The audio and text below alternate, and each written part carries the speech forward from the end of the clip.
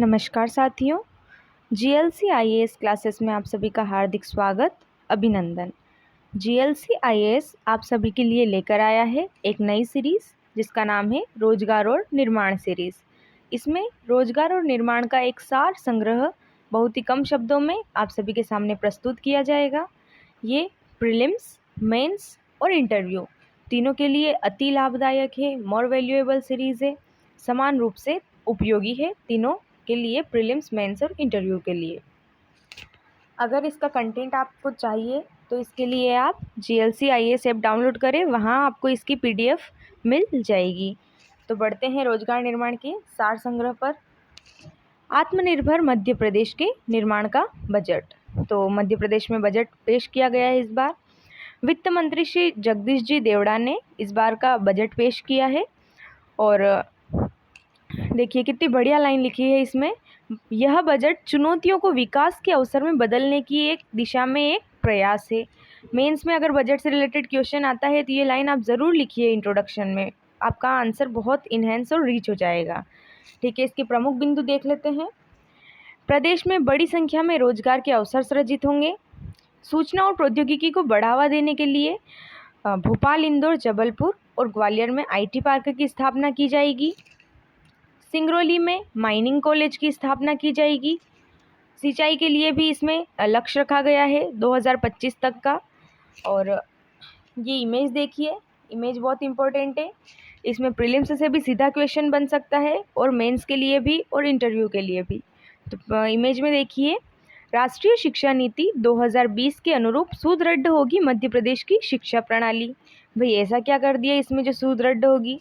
तो देखिए, CM rise योजना के तहत इसमें 360 स्कूल प्रारंभ किए जाएंगे। सरकारी स्कूलों में संगीत और नृत्य के लिए अनुगूंज योजना इन्होंने चलाई है, जो कलाओं से समृद्ध शिक्षा देगी बच्चों को। मतलब कि सरकारी स्कूलों में भी संगीत और नृत्य की क्लासेस लगाएंगे।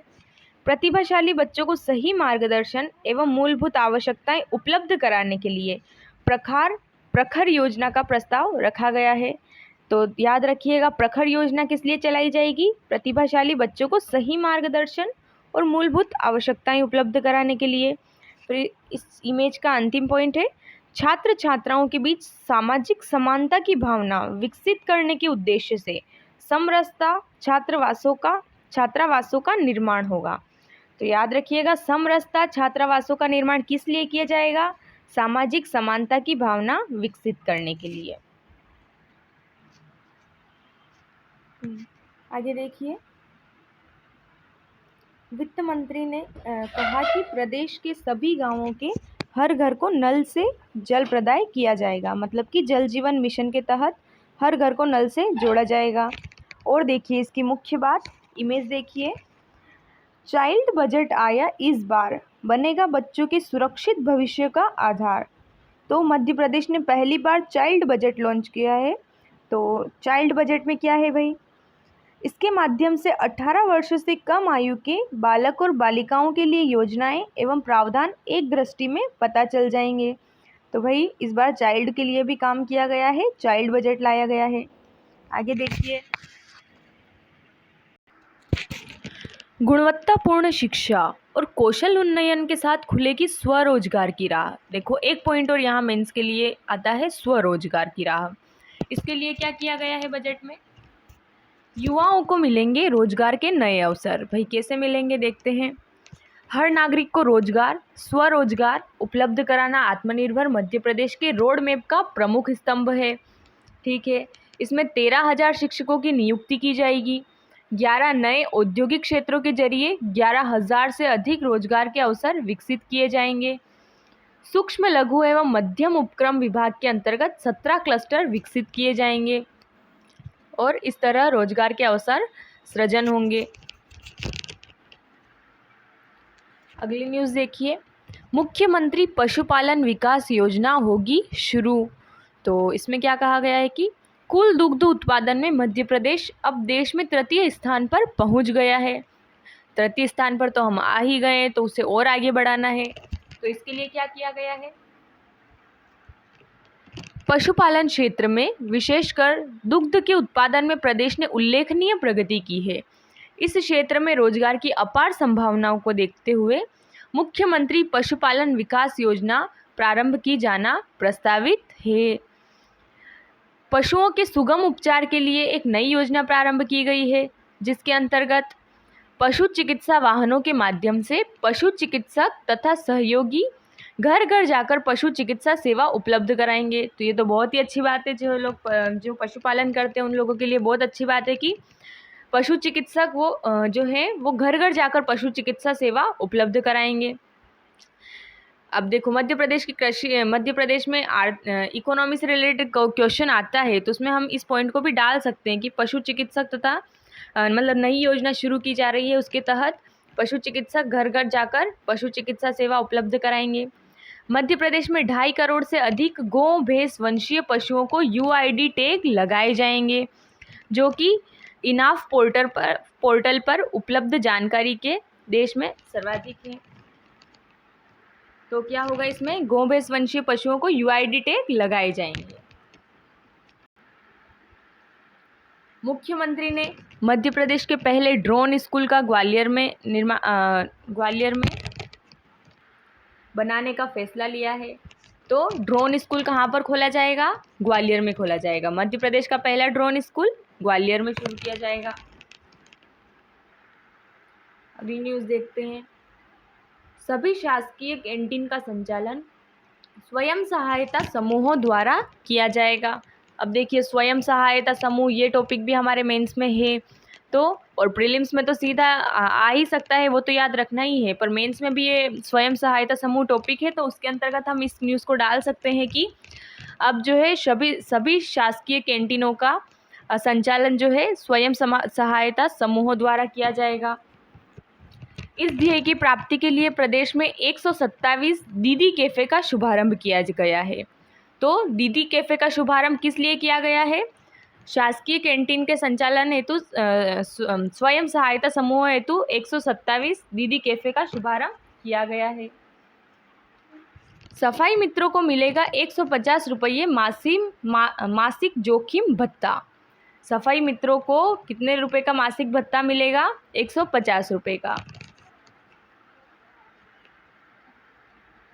मध्य प्रदेश में स्थापित होगा मुख्यमंत्री नारी सम्मान कोष।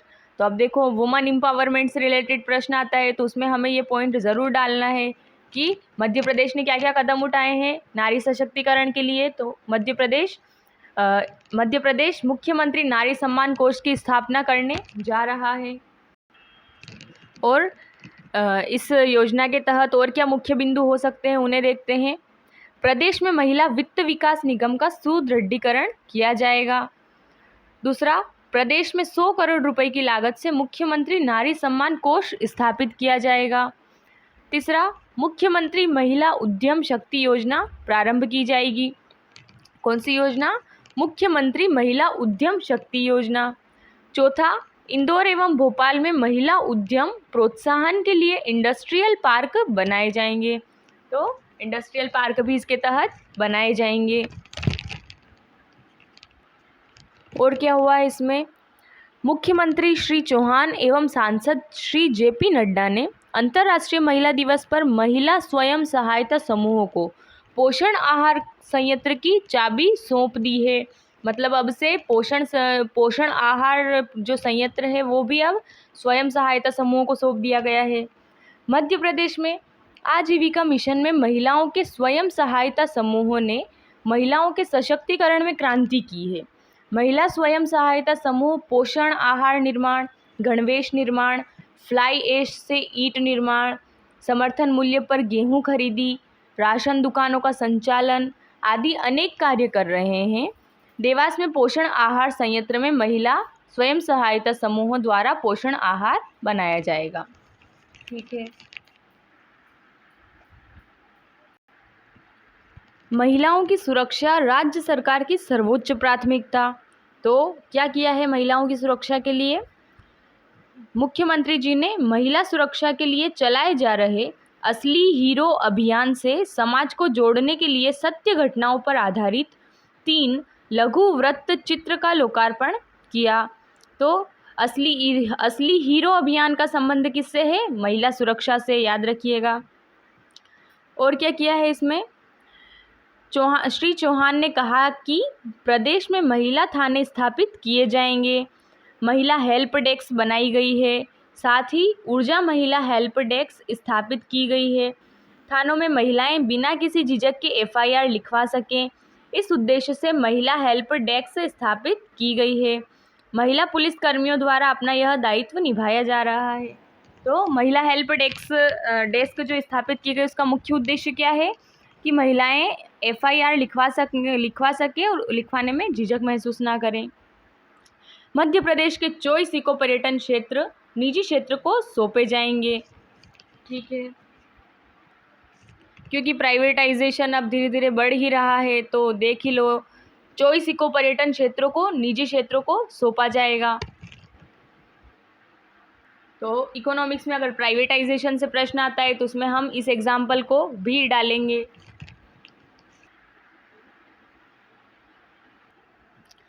बुधनी को छोटे शहरों में देश का पहला वाटर प्लस शहर बनाएंगे।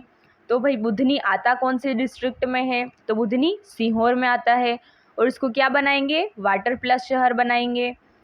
इंदौर देश का पहला वाटर प्लस महानगर बन चुका है, बुधनी सीहोर।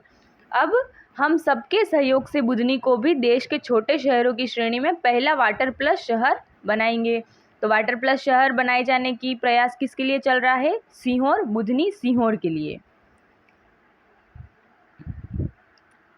खेल चर्चा, अब खेल परिदृश्य में देखते हैं, क्रिकेट के नियमों में किया बदलाव। तो ये इंटरव्यू के लिए बहुत ही इम्पोर्टेंट हो जाता है। भाई इंटरव्यू के लिए कैसे, जिन भी लोगों ने इंटरव्यू में क्रिकेट को अपनी हॉबी माना है या हॉबी को क्रिकेट दर्शाया है, तो उन लोगों से इंटरव्यू में इससे संबंधित प्रश्न बन सकते हैं। तो और प्रीलिम्स में भी इस क्वेश्चन आ सकता है, मेंस में तो संभावना कम है, पर प्रीलिम्स और इंटरव्यू के लिए महत्वपूर्ण है, तो इस पे ध्यान दीजिएगा। क्रिकेट के नियमों में किया बदलाव। मैरीलिबन क्रिकेट क्लब ने कहा है कि जो भी नए नियम है वो अक्टूबर 2022 से लागू होंगे। नए नियम के तहत अब किसी खिलाड़ी के आउट होने के बाद मैदान में आया बल्लेबाज ही स्ट्राइक पर रहेगा। पहले कैच आउट के दौरान अगर दोनों बल्लेबाज स्ट्राइक रोटेट कर लेते हैं तो नया बल्लेबाज नॉन स्ट्राइकर छोर पर रहता है, लेकिन अब कैच आउट पर नया बल्लेबाज ही अगली गेंद खेलेगा। तो क्या परिवर्तन हुआ उसे ध्यान से देखिए। अब क्या होगा, कैच आउट पर नया बल्लेबाज ही अगली गेंद खेलेगा। और क्या हुआ है, लार पर प्रतिबंध लगाया गया है और मांकडिंग को वैध माना गया है। मांकडिंग क्या है, वैसे तो मांकडिंग को खेल भावना के विपरीत माना जाता था, लेकिन अब इसे रन आउट माना जाएगा। तो याद रखिएगा, कभी प्रीलिम्स में क्वेश्चन बन जाए मांकडिंग शब्दावली का संबंध किस खेल से है, तो क्रिकेट से है। और इंटरव्यू वाले भी ध्यान रखिए कि मांकडिंग को अब वैध माना जाएगा, क्योंकि पहले ये खेल भावना के विपरीत माना जाता था, अब इसे रन आउट माना जाएगा। क्रिकेट में यदि कोई बल्लेबाज 2 गेंदबाजी छोर पर खड़ा हो और गेंद फेंकने से पहले क्रीज से बाहर निकल जाए और गेंदबाज गेंद फेंकने से पहले उसे रन आउट कर दे तो उसे मांकडिंग कहते हैं। और अन्य नए नियम देखिए, अन्य नए नियम में क्या है, अगर कोई फील्डर गेंद फेंकने से पहले अपनी पोजीशन बदलता है तो बैटिंग टीम को 5 अतिरिक्त रन दिए जाएंगे। अगर कोई बल्लेबाज शॉट खेलने के लिए स्टांस बदलता है और गेंदबाज उसे फॉलो करते हुए गेंद इधर उधर फेंकता है तो गेंद वाइड नहीं मानी जाएगी। अगर मैच के दौरान मैदान पर कोई जानवर या व्यक्ति आ जाता है तो डेड बॉल घोषित की जाएगी। ऑस्ट्रेलिया के दिग्गज स्पिनर शेन वॉर्न का निधन। तो भाई ऑस्ट्रेलिया ने अपनी एक बहुत ही मूल्यवान निधि को खो दिया है। कौन है वो, स्पिनर शेन वॉर्न है। इनका निधन हो गया है हाल ही में। किस खेल से संबंधित है ये, तो क्रिकेट से संबंधित है। और शेन वॉर्न ऑस्ट्रेलिया के ही नहीं बल्कि पूरे विश्व के सर्वश्रेष्ठ लेग स्पिनरों में से एक माने जाते हैं। सरदार सिंह बने भारतीय पुरुष ए हॉकी टीम के कोच। भारतीय हॉकी टीम के पूर्व कप्तान सरदार सिंह भारतीय पुरुष ए हॉकी टीम के कोच नियुक्त किए गए हैं। वहीं सरदार सिंह के टीम साथी दीपक ठाकुर को महिला ए हॉकी टीम का कोच बनाया गया है। तो पुरुष ए हॉकी टीम के कोच है सरदार सिंह और महिला ए हॉकी टीम के कोच है दीपक ठाकुर। श्री संत ने क्रिकेट से लिया संन्यास। तो इसमें बस इतना याद रखिए कि श्री संत जो है वो क्रिकेट खेल से संबंधित है और उन्होंने हाल ही में संन्यास धारण कर लिया है क्रिकेट से। विश्व कप में सबसे तेज 1000 रन बनाने वाली खिलाड़ी कौन बन गई है? न्यूजीलैंड की महिला क्रिकेटर सूजी बेट्स बन गई है विश्व कप में सबसे तेज 1000 रन बनाने वाली खिलाड़ी। तो सूजी बेट्स का संबंध किस खेल से है? क्रिकेट से है। ये महिला क्रिकेटर हैं और किस देश से हैं? ये न्यूजीलैंड से है और न्यूजीलैंड की राजधानी क्या है? वेलिंगटन। भारत ने श्रीलंका को पारी और 2022 रनों से हराया। भारत ने श्रीलंका को पारी और 222 रनों से हराया। कितने रनों से हराया? 222 रनों से हराया। इसमें कुछ महत्वपूर्ण बिंदु देख लेते हैं। विराट 100 टेस्ट मैच खेलने वाले 12वें भारतीय क्रिकेटर बने हैं। टेस्ट क्रिकेट में भारत के लिए सबसे ज़्यादा विकेट लेने के मामले में रविचंद्रन अश्विन दूसरे स्थान पर आ गए हैं। अश्विन ने भारत के लिए 436 टेस्ट विकेट लिए हैं।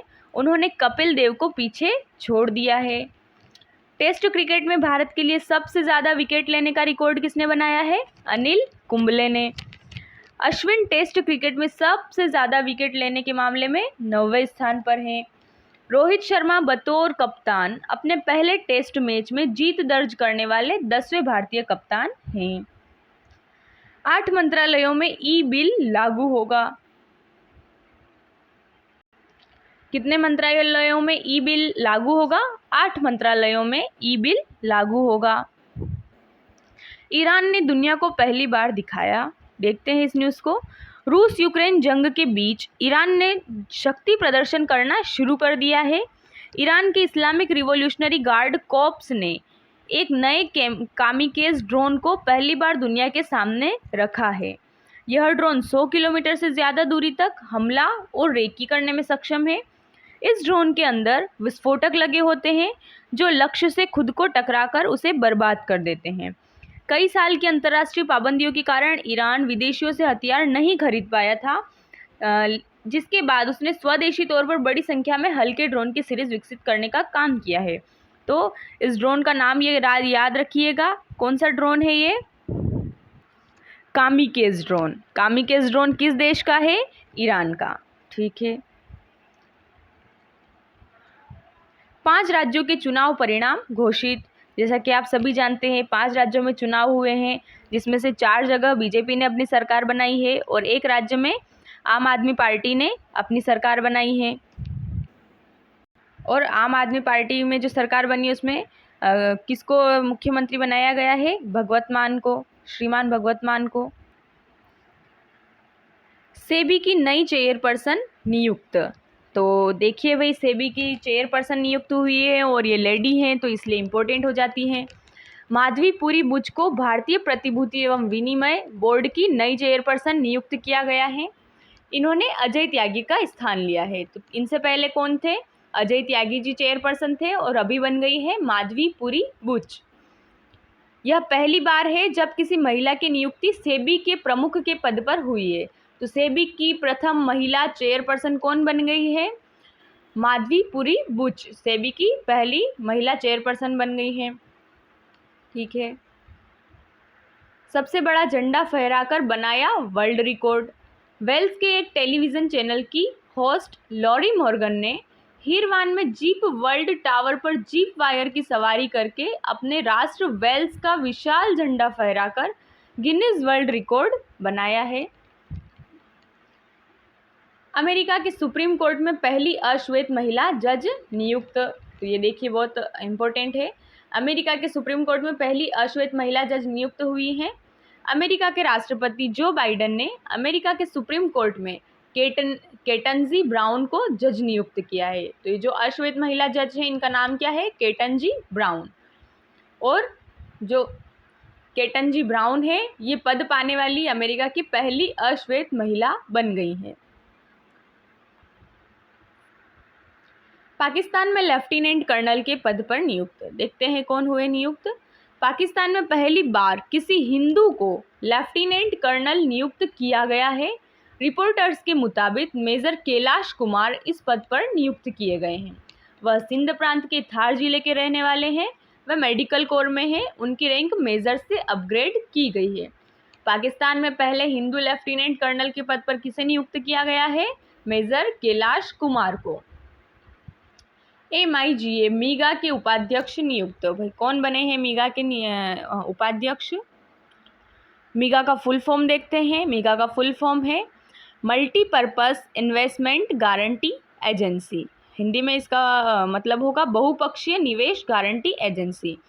इसके उपाध्यक्ष किसे नियुक्त किया गया है? विश्व बैंक के भारत प्रमुख जुनैद कमाल अहमद को मीगा का उपाध्यक्ष नियुक्त किया गया है। किसे किया गया?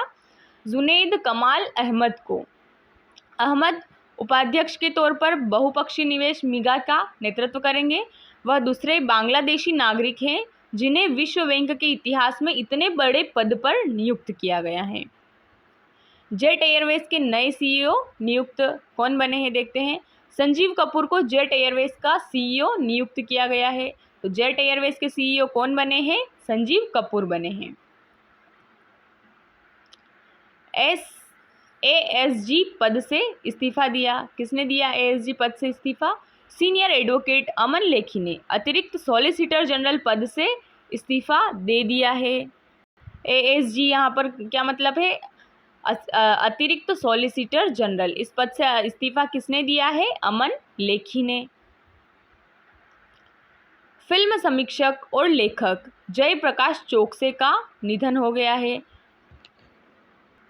तो इसमें याद रखिएगा जयप्रकाश चोकसे, इनका संबंध किस क्षेत्र से है? तो ये फिल्म समीक्षक रहे हैं और लेखक इनका हाल ही में निधन हो गया है। पूर्व सेना प्रमुख जनरल रोड्रिक्स का निधन। तो जनरल रोड्रिक्स कौन है? ये पूर्व सेना प्रमुख हैं, इनका निधन हो गया है। ठीक है।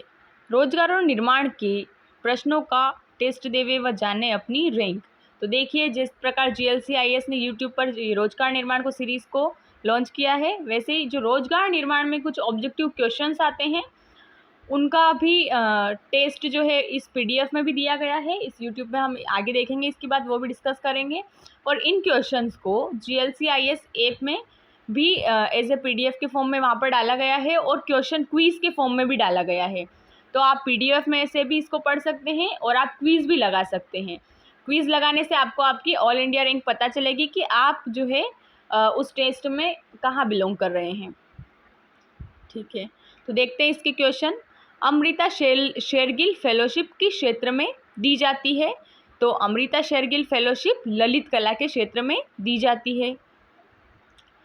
प्रसिद्ध उपन्यासकार वृंदावन लाल वर्मा ने उपन्यास मृगनयनी में किस राजा का चरित्र चित्रण किया है? तो पहली चीज़ तो ये याद रखिएगा, मृगनयनी के उपन्यासकार या मृगनयनी पुस्तक के लेखक कौन हैं? वृंदावन लाल वर्मा है। अब इन्होंने इसमें किस राजा का चरित्र चित्रण किया है? तो इसका सही उत्तर है राजा मानसिंह का। राजा मानसिंह का चरित्र चित्रण मृगनयनी पुस्तक में किया गया है। अनेकांतवाद निम्नलिखित में किसका केंद्रीय सिद्धांत योग दर्शन है? अनेकांतवाद जो है वो किस धर्म से संबंधित एक योग दर्शन है? तो ये बौद्ध से संबंधित है, जैन से, सिख से या वैष्णव से? तो इसका सही उत्तर है जैन मत से ये संबंधित है। भारतीय रंगमंच में यवनिका अर्थात पर्दा का शुभारंभ किसने किया था? शकों ने किया था, पार्थियनों ने किया था, यूनानियों ने किया था या कुषाणों ने किया था? तो इसका सही उत्तर है यूनानियों ने भारतीय रंगमंच में यवनिका का शुभारंभ किया था। कौन इसमें सुमेलित नहीं है? देखिए तो प्रशस्ति, रविकीर्ति, किरातार्जुनीयम, भारवी, दश कुमार चरितम, दंडी, मृच्छकटिकम, शूद्रक। तो इसका सही उत्तर है ए जो है वो सुमेलित नहीं है। प्रयाग प्रशस्ति जो है वो रविकीर्ति से संबंधित बिल्कुल नहीं है। प्रयाग प्रशस्ति का संबंध है समुद्रगुप्त में भी किसने लिखी थी प्रयाग प्रशस्ति? हरिसेन ने। तो प्रयाग प्रशस्ति का संबंध किससे है? हरिसेन से। और समुद्रगुप्त के समय में प्रयाग प्रशस्ति का निर्माण किया गया था। जबकि रवि कीर्ति का संबंध किससे है? ऐहोल अभिलेख से, है ना। ऐहोल प्रशस्ति किसने लिखी थी? रवि कीर्ति ने। जबकि प्रयाग प्रशस्ति लिखी हरिसेन ने। छठा प्रश्न देखिए, महाबलीपुरम में रथ मंदिरों का निर्माण किन शासकों द्वारा करवाया गया था? महाबलीपुरम के रथ मंदिरों का निर्माण किन शासकों ने करवाया था? चोलों ने करवाया था। देखिए कहीं कहीं प्रिंट मिस्टेक है, मानवीय भूलें हैं, हो जाती है, ज़्यादा लोड ना ले इसमें, मैं प्रोनाउंसिएशन कर रही हूँ तो उससे आप ध्यान लगा लीजिए। ऑप्शन ए चोलों ने, ऑप्शन बी पल्लवों द्वारा, चेदियों द्वारा या चालुक्यों द्वारा। तो सही उत्तर है इसका पल्लवों द्वारा। महाबलीपुरम के रथ मंदिर किसने बनवाए थे? पल्लवों ने बनवाए थे। अगला प्रश्न देखिए, निम्न में से कौन सा सुमेलित नहीं है? ऑप्शन ए है इसमें पारा मिनीमाता बीमारी, बिल्कुल सही है। केडियम से इटाइटाई रोग होता है, ये भी सही है। नाइट्रेट आयन से ब्लू बेबी सिंड्रोम होता है, ये भी सही है। और डी ऑप्शन है क्लोराइड आयन अपच। तो डी जो है ये सुमेलित नहीं है, डी गलत है। तो ऊपर के जो 3 ऑप्शन है वो याद रखिएगा। पारा से मिनीमाता रोग होता है, कैडमियम से इटाइटाई रोग होता है और नाइट्रेट से ब्लू बेबी सिंड्रोम होता है। अगला प्रश्न है, एक बायोगैस संयंत्र में निम्न में से कौन सी प्रक्रिया होती है? ऑप्शन है किण्वन की, अपचयन की, हाइड्रोजनीकरण की या बहुलकीकरण की। तो इसका सही उत्तर है किण्वन की। एक बायोगैस संयंत्र में किण्वन की प्रक्रिया होती है। नवा प्रश्न है इसका, निम्नलिखित में से हंसा 2 किसका नाम है? वही देखिए क्या है ये। हंसा 2 एक उपग्रह है, प्रशिक्षण यान है, एक पनडुब्बी है या एक प्रक्षेपास्त्र अर्थात मिसाइल है। तो इसका सही उत्तर है प्रशिक्षण यान। तो हंसा 2 क्या है? एक प्रशिक्षण यान है। ठीक है, अगला प्रश्न देखिए, 10वां प्रश्न, राज्य विधानसभा में धन विधेयक केवल किसकी अनुशंसा से प्रस्तुत किया जा सकता है? इसके ऑप्शन है अध्यक्ष की अनुशंसा से, वित्त मंत्री की अनुशंसा से, मुख्यमंत्री की अनुशंसा से या राज्यपाल की अनुशंसा से। तो इसका सही उत्तर है डी राज्यपाल की अनुशंसा से। 11वां प्रश्न है इसका, संविधान में मौलिक कर्तव्यों का समावेश निम्नलिखित में से किसकी सिफारिश पर किया गया था? तो भाई मौलिक कर्तव्य पहले से तो नहीं थे, उन्हें बाद में लाया गया। तो भाई देखते हैं किसकी सिफारिश पर किया गया था मौलिक कर्तव्यों का समावेश। पहला ऑप्शन है शाह आयोग, बी प्रशासनिक सुधार आयोग, संथानम समिति या स्वर्ण सिंह समिति। तो इसका आंसर आप वैसे जानते होंगे, नहीं जानते तो देख लीजिए। आंसर है इसका डी स्वर्ण सिंह समिति की सिफारिश पर मौलिक कर्तव्यों को लाया गया था। अगला प्रश्न है प्रश्न 12, मध्य प्रदेश के किस क्षेत्र से हरदौल की मनोती नामक लोकगीत जुड़ा हुआ है? हरदौल की मनोती। ऑप्शन है आपके सामने मालवा, निमाड़, बुंदेलखंड या बघेलखंड। इसका सही उत्तर है सी बुंदेलखंड। बुंदेलखंड क्षेत्र से हरदौल की मनोती नामक लोकगीत जुड़ा हुआ है। अगला प्रश्न है 13, भारत में बिना मीनारों वाली एकमात्र जामा मस्जिद निम्न में से किस राज्य में है? बिना मीनारों वाली जामा मस्जिद। तो देखिए क्वेश्चन, ऑप्शन देखिए, मध्य प्रदेश में, उत्तर प्रदेश में, तमिलनाडु में या कर्नाटक में। सही उत्तर है इसका मध्य प्रदेश में। मध्य प्रदेश में बिना मीनारों वाली एकमात्र जामा मस्जिद स्थित है। अगला प्रश्न 14 क्वेश्चन देखते हैं, किस राज्य के बारे में यह कहा गया है कि उसकी मृत्यु से विधा और विद्वान दोनों निराश्रित हो गए? ऑप्शन सिंधुराज, राजा भोज, मुंज या यशोवर्मन। तो इसका सही उत्तर है बी राजा भोज। 15वां क्वेश्चन है, 1930 के टूरिया जंगल सत्याग्रह का नेतृत्व किसने किया था? दुर्गा शंकर मेहता ने, गंजन सिंह कोरकू ने, सुजान सिंह ने या इनमें से कोई नहीं। इसका सही उत्तर है बी गंजन सिंह कोरकू ने। टूरिया जंगल सत्याग्रह का नेतृत्व किसने किया था 1930 में? गंजन सिंह कोरकू ने। अगला 16वां क्वेश्चन है, भारत में इंग्लैंड का कौन सा राजदूत जहांगीर के पीछे अजमेर से मांडू आया था? Option Clive, Thomas Roe, lord Aster या क्लाइड। तो इसका सही उत्तर है थॉमस रो, बी। तो जो थॉमस रो है वो इंग्लैंड का राजदूत था और जहांगीर के पीछे पीछे अजमेर से मांडू आ गया था। याद रखिएगा, मांडू की यात्रा किसने की? थॉमस रो ने। 17th क्वेश्चन है इसका, ग्रेन फॉर ग्रीन योजना क्या है?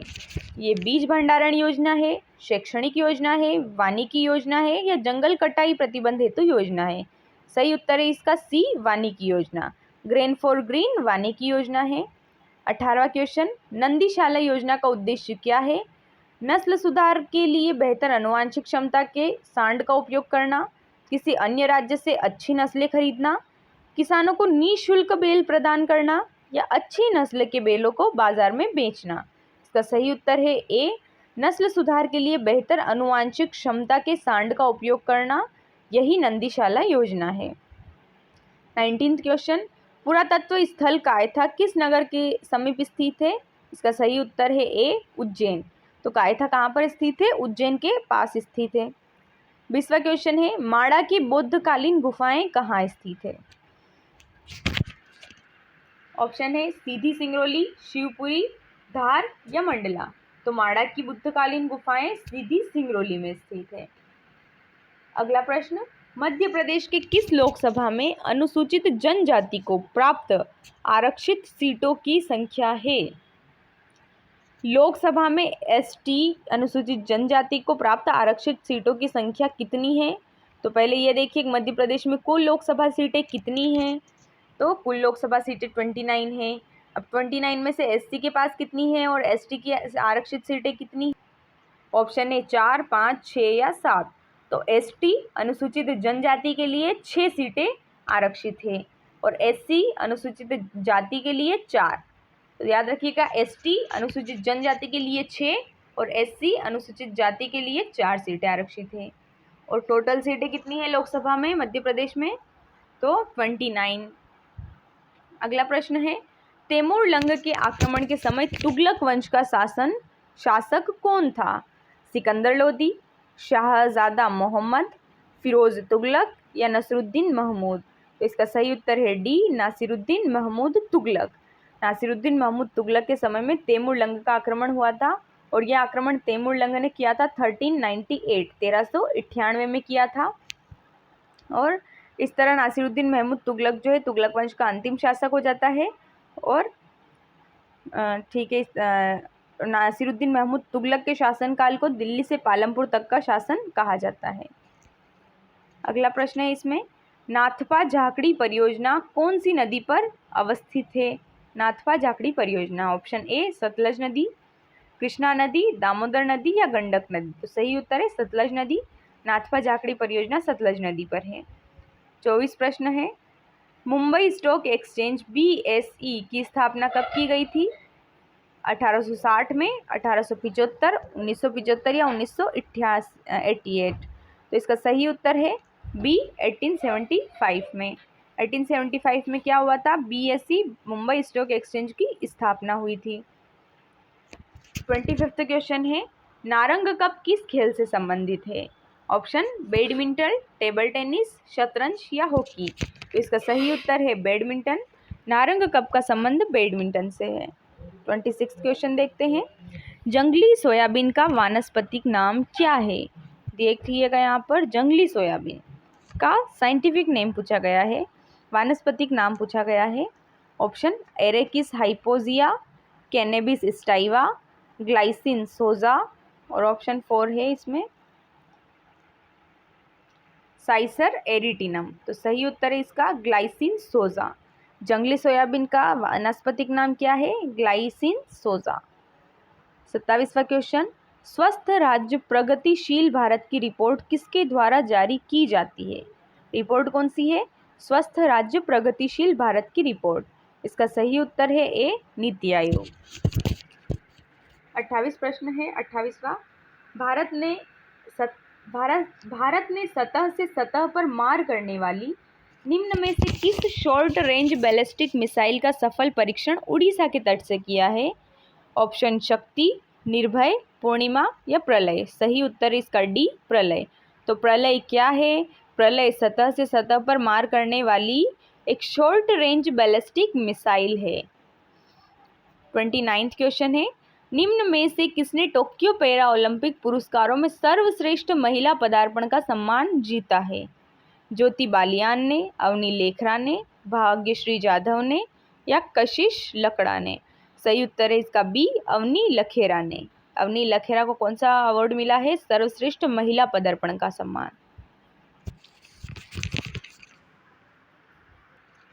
अगला प्रश्न देखिए, राज्यपाल की शक्तियों के संदर्भ में निम्नलिखित कथनों पर विचार कीजिए। पहला है, क्षमादान की शक्ति अनुच्छेद 213 में वर्णित है, और 2 है, अध्यादेश जारी करने की शक्ति अनुच्छेद 161 में वर्णित है। ऑप्शन है आपके सामने, केवल 1, केवल 2, केवल 1 या 2 और डी, न तो 1 और न ही 2। तो इसका सही उत्तर है डी, न तो 1 सही है और न 2 सही है। देखिए 1 में क्या कहा गया है? क्षमादान की शक्ति अनुच्छेद 213 में वर्णित है, ये बिल्कुल गलत है। जो 213 है इसमें अध्यादेश जारी करने की शक्ति है, न कि क्षमादान की शक्ति। और 2 दिया है अध्यादेश जारी करने की शक्ति अनुच्छेद 161 में है, तो ये भी बिल्कुल गलत है। 161 में क्षमादान है और 213 में अध्यादेश है, तो दोनों उल्टे लिख दिए हैं। तो ये क्या है? न 1 सही है न डी सही है। अगला प्रश्न देखते हैं, इसमें इसकी व्याख्या देख लीजिए। राज्यपाल संविधान के अनुच्छेद 161 के तहत क्षमादान की शक्ति एवं अनुच्छेद 213 के तहत अध्यादेश की शक्ति का प्रयोग करता है। प्रश्न दूसरा, इसमें मध्य प्रदेश के राज्यपाल जो संविधान सभा के सदस्य रहे।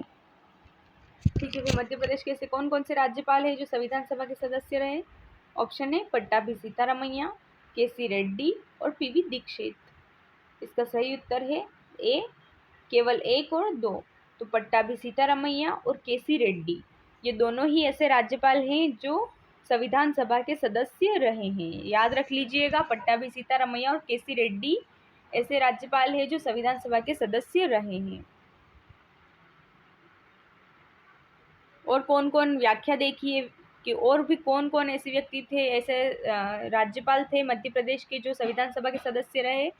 पट्टाभी सीतारामैया, केसी रेड्डी, श्री हरिविनायक जी और CM पुनाचा। प्रश्न 3 है, निम्न में से किसने मध्य प्रदेश के कार्यवाहन राज्यपाल के तौर पर कार्य किया है? कृष्ण मोहन सेठ ने, पीवी दीक्षित ने, भगवत दयाल शर्मा ने या JP सिंह ने? सही उत्तर इसका सी, भगवत दयाल शर्मा ने। भगवत दयाल शर्मा ने कार्यवाहक राज्यपाल के तौर पर कार्य किया है।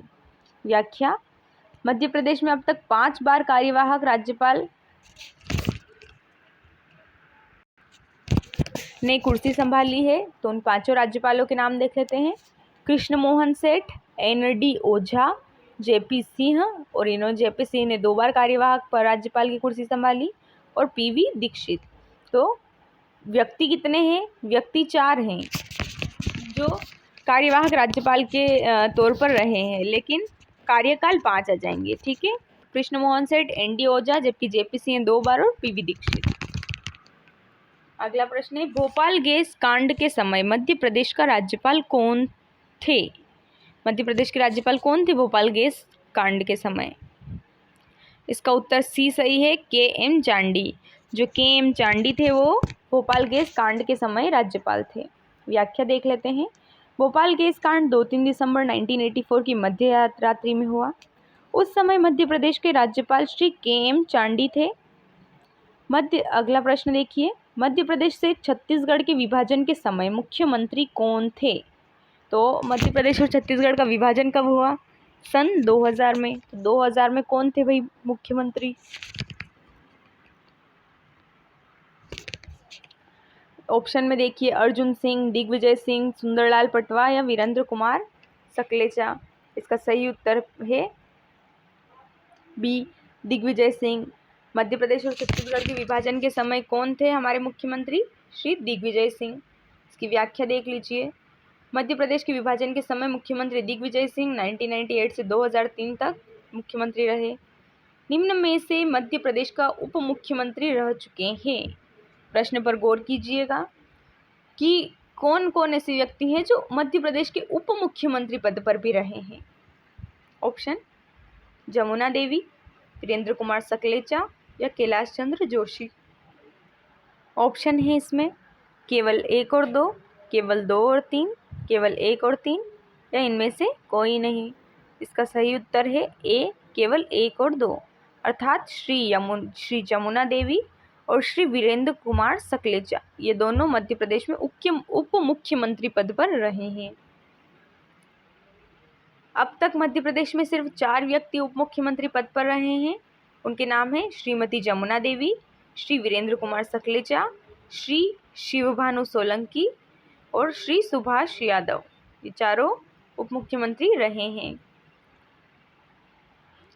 अगला प्रश्न है, निम्नलिखित संस्थाओं में मुख्यमंत्री पदेन अध्यक्ष होता है। भाई कौन कौन सी संस्थानों में मुख्यमंत्री पदेन अध्यक्ष होता है? ऑप्शन है मध्य प्रदेश जैव प्रौद्योगिकी परिषद, राज्य योजना मंडल, मध्य प्रदेश संस्कृति परिषद या महर्षि पतंजलि संस्कृत संस्थान। इसमें भी कूट दिए गए हैं, जिसमें से बी कूट जो है वो सही है, केवल 2 और 3, मतलब राज्य योजना मंडल और मध्य प्रदेश संस्कृति परिषद, इन दोनों संस्थाओं का अध्यक्ष मुख्यमंत्री होता है। ठीक है,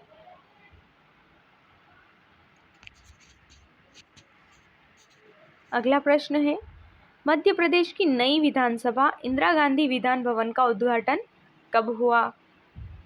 3 अगस्त 1996 को, 15 अगस्त 1996, 20 जनवरी 1996 या 26 जनवरी 1996। इसका सही उत्तर है ए, 3 अगस्त 1996 को मध्य प्रदेश की नई विधानसभा इंदिरा गांधी विधान भवन का उद्घाटन किया गया था।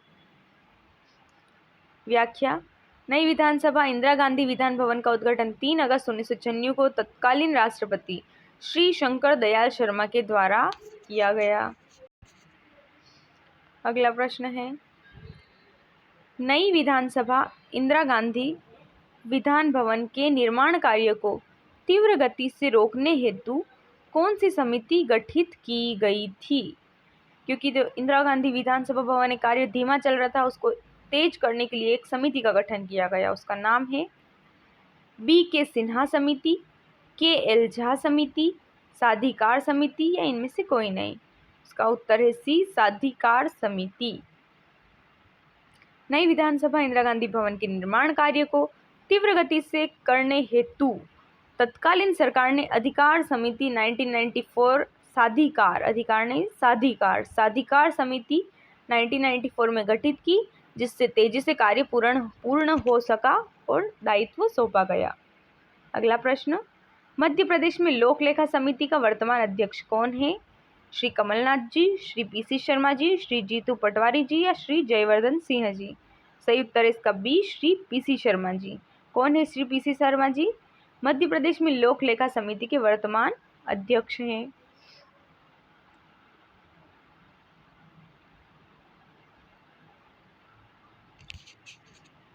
और व्याख्या देख लीजिए, विधानसभा की लोक लेखा समिति के सभापति पूर्व मंत्री पीसी शर्मा को नियुक्त किया। विधानसभा अध्यक्ष गिरीश गौतम ने ब्रजेंद्र सिंह राठौर के निधन से रिक्त सभापति के स्थान पर यह नियुक्ति की है। अगला प्रश्न, मध्य प्रदेश के मुख्य सचिव के संदर्भ में निम्नलिखित कथनों पर विचार कीजिए।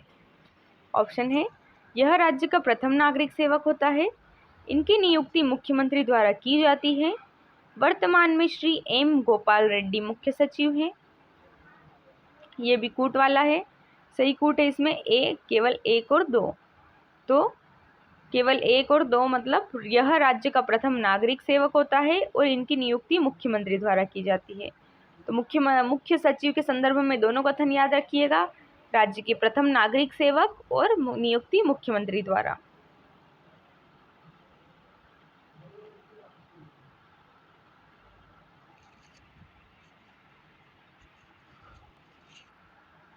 अगला प्रश्न है, मध्य प्रदेश उच्च न्यायालय के वर्तमान मुख्य न्यायाधीश कौन है?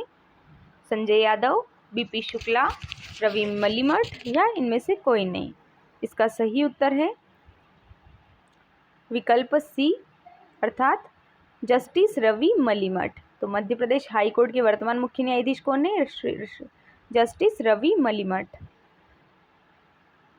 प्रश्न 13, मध्य प्रदेश उच्च न्यायालय के संबंध में निम्नलिखित कथनों पर विचार कीजिए। मध्य प्रदेश उच्च न्यायालय की स्थापना 1 नवंबर 1956 को जबलपुर में की गई। उसी समय इंदौर एवं ग्वालियर में इसकी खंडपीठ की स्थापना की गई। ऑप्शन 2, मध्य प्रदेश की प्रथम महिला न्यायाधीश श्रीमती सरोजनी सक्सेना थी। इसमें सही उत्तर है बी, केवल 2, मतलब ऑप्शन 1 गलत है और ऑप्शन 2 सही है। दूसरे में क्या दिया है, मध्य प्रदेश की पहली महिला न्यायाधीश श्रीमती सरोजनी सक्सेना थी।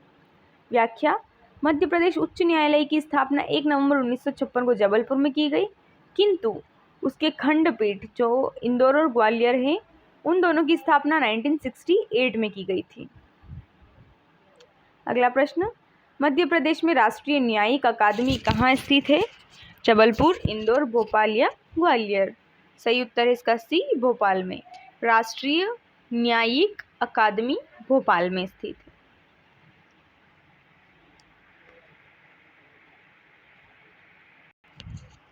अगला प्रश्न, निम्नलिखित में से मध्य प्रदेश उच्च न्यायालय के मुख्य न्यायाधीश भारत के मुख्य न्यायाधीश रहे हैं? तो ऐसे कौन कौन से चीफ जस्टिस जो थे वो मध्य प्रदेश के चीफ जस्टिस भी रहे और सुप्रीम कोर्ट के चीफ जस्टिस भी रहे हैं? तो ऑप्शन में है JS वर्मा, रमेश चंद्र लाहोटी, जस्टिस मोहम्मद हिदायतुल्ला। इसमें अगर कूट देके तो सभी, मतलब सभी रहे हैं। JS वर्मा, रमेश चंद्र लाहोटी और हिदायतुल्ला, ये तीनों मध्य प्रदेश हाई कोर्ट के भी जज रहे हैं और सुप्रीम कोर्ट के भी जज रहे हैं। जज अर्थात मुख्य न्यायाधीश, चीफ जस्टिस रहे हैं। अगला प्रश्न है इसमें, और देख लीजिए और कौन कौन ऐसे चीफ जस्टिस थे जो MP हाई कोर्ट के भी थे और सुप्रीम कोर्ट के भी थे। जस्टिस JS वर्मा, रमेश लाहोटी, मोहम्मद हिदायतुल्ला और जस्टिस शरद अरविंद बोबड़े। अगला प्रश्न है, किस समिति की सिफारिश पर त्रिस्तरीय पंचायती राज व्यवस्था को संवैधानिक दर्जा दिया गया?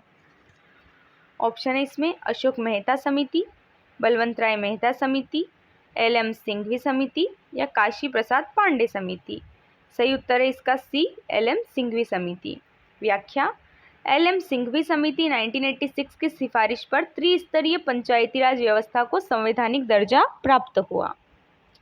अगला प्रश्न है 17, संविधान के किस अनुच्छेद में राज्य वित्त आयोग का प्रावधान किया गया है? तो ऑप्शन है इसमें 243K, 243I, 243E या 243B। सही आंसर इसका बी, 243I। आई में क्या है, राज्य वित्त आयोग का प्रावधान कौन से अनुच्छेद में है? 243I में।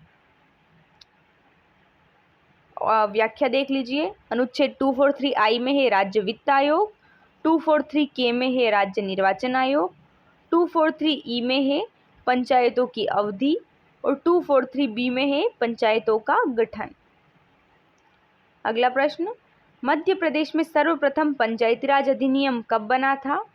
ऑप्शन 92, 1992 में, 1982, 1972 या 1962। सही उत्तर इसका डी, 1962। व्याख्या, काशी प्रसाद पांडे समिति की सिफारिशों के अनुसार वर्ष 1962 में पंचायती राज अधिनियम बनाया गया था। अगला प्रश्न है 19, पंचायती राज के संबंध में निम्नलिखित कथनों पर विचार कीजिए। पहला, जिला पंचायत के अध्यक्ष का चुनाव प्रत्यक्ष रूप से होता है, और दूसरा, ग्राम पंचायत के उप सरपंच का चुनाव अप्रत्यक्ष रूप से होता है। दोनों में से कौन सा कथन सत्य है देखना है। ऑप्शन केवल 1, केवल 2, 1 और 2 दोनों, या न ही 1 और न ही 2। तो इसका सही उत्तर है बी, केवल दूसरा सही है।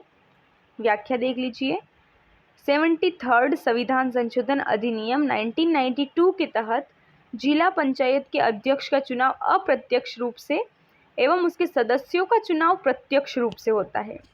याद रखिएगा, जिला पंचायत जो है उसका अध्यक्ष जो है वो अप्रत्यक्ष रूप से निर्वाचित होता है, जबकि उसके सदस्य प्रत्यक्ष रूप से होते हैं। इसलिए कथन 1 को गलत ठहराया गया है। ग्राम पंचायत में सरपंच का चुनाव प्रत्यक्ष रूप से होता है, बिल्कुल पता है सरपंच का चुनाव प्रत्यक्ष रूप से होता है, जबकि उप सरपंच का चुनाव अप्रत्यक्ष रूप से किया जाता है। अगला प्रश्न है 74 संविधान संशोधन अधिनियम के तहत जिला योजना समिति का प्रावधान किस अनुच्छेद में किया गया है? ऑप्शन है 243ZA में, 243ZD में, 243ZB या 243U में। इसका सही उत्तर है ऑप्शन बी 243ZD। इसकी व्याख्या है 74th संविधान संशोधन 1992 के द्वारा आर्टिकल 243ZD में प्रत्येक जिले के लिए जिला योजना समिति का प्रावधान किया गया है।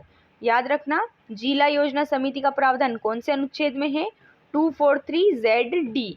याद रखने के लिए एक ट्रिक बता देती हूँ, जिला जेड से जिला हो जाएगा और जिला को इंग्लिश में कहते हैं डिस्ट्रिक्ट, तो डी से डिस्ट्रिक्ट, तो जेड जिला, डी डिस्ट्रिक्ट, ZD। इसमें क्या है? जिला योजना समिति का प्रावधान है। अगला प्रश्न है नगरीय निकाय के संबंध में निम्नलिखित कथनों पर विचार कीजिए। ऑप्शन, नगर पंचायत के अध्यक्ष और नगर निगम के महापौर का चुनाव प्रत्यक्ष रूप से किया जाता है। दूसरा है नगरीय निकाय में 1/4 महिलाएं सदस्यों की आरक्षण का प्रावधान है। दोनों में से कौन सा कथन सत्य है? इसमें कूट देखें तो केवल एक, केवल दो, ए और दो दोनों, या नहीं एक नहीं दो। सही उत्तर है इसका विकल्प एक, केवल एक। व्याख्या 74 संविधान संशोधन अधिनियम 1992 के तहत तीनों स्तरों पर नगर पंचायत, नगर पालिका और नगर निगम के प्रमुख या अध्यक्ष का चुनाव प्रत्यक्ष रूप से होगा। फिर से देखिए, तीनों स्तरों मतलब नगर पंचायत, नगर पालिका और नगर निगम, तीनों के अध्यक्ष जो है उनका चुनाव प्रत्यक्ष रूप से होगा।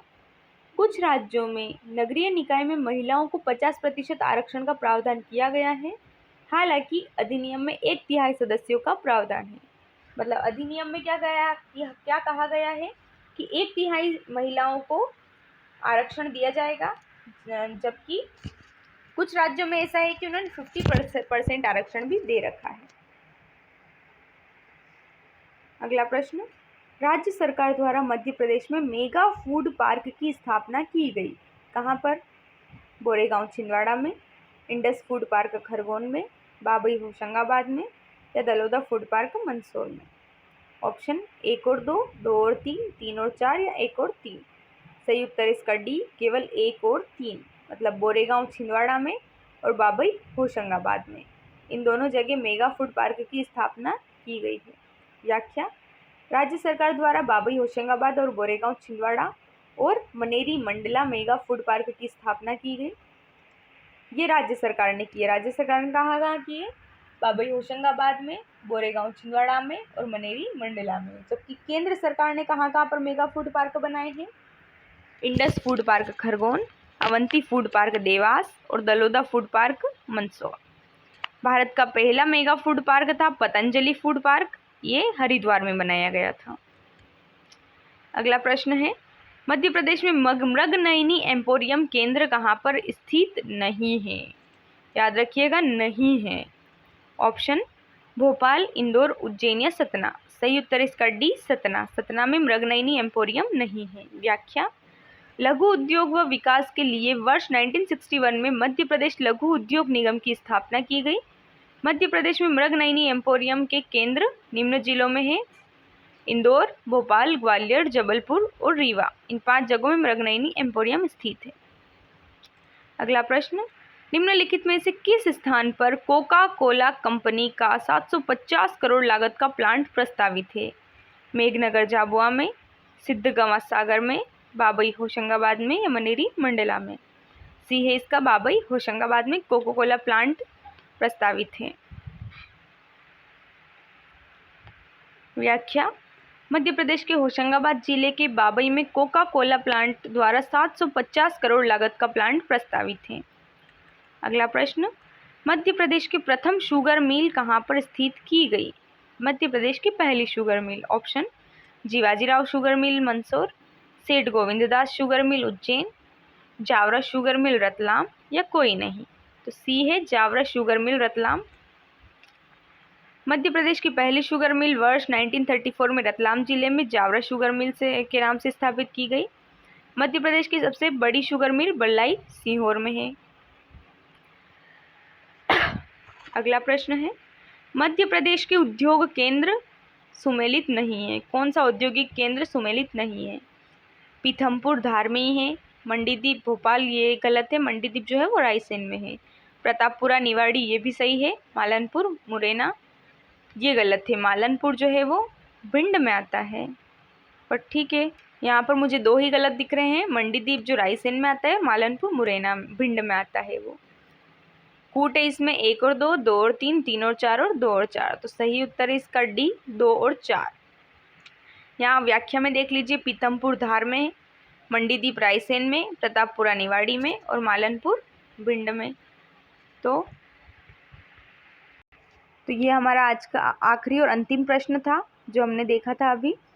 और आप लोगों ने देखा होगा कि जितने भी प्रश्न हमने ऑब्जेक्टिव प्रश्न इसमें हल किए हैं, सभी महत्वपूर्ण प्रश्न हैं और सभी परीक्षा में पूछने योग्य प्रश्न हैं। तो आप लोग इस रोजगार निर्माण सीरीज़ को ज़रूर देखें, आप लोगों के लिए बहुत हेल्पफुल है, अति लाभदायक है। और इसकी PDF आप लोग GLC IAS ऐप से प्राप्त कर सकते हैं। ऐप में आपको इसकी PDF भी मिल जाएगी और ये क्विज़ भी आप लगा सकते हैं। ये इस क्विज़ को लगाने के बाद आप अपनी रैंक भी वहाँ पर जान सकते हैं। और इसी तरह रोजगार निर्माण, जो हर सप्ताह अलग अलग रोजगार निर्माण आता है, तो रोजगार निर्माण की सारे सार संग्रह, सारी सीरीज़ आपको GLC IAS ऐप पर उपलब्ध हो जाएगी, वहाँ पर आपको मिल जाएगी। इसी प्रकार हमारे साथ बने रहिए। धन्यवाद।